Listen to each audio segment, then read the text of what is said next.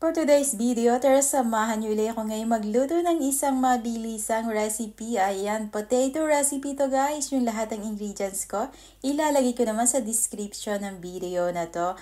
Ayan, kung gusto niyo madali ang luto, ayan, ilagay natin sa oven para kung may gagawin tayo, magluluto siya ng mag-isa, hindi na natin kailangang bantayan. Ayan, ganyan lang kadali yung pagluto natin ng potato.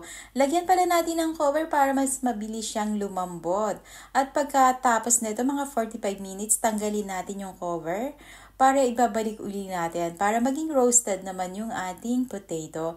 Malambot na to guys, pero ibalik natin ng konti para maging golden brown naman siya. At pagka nag-golden brown, ayan, ready na yung ating potato.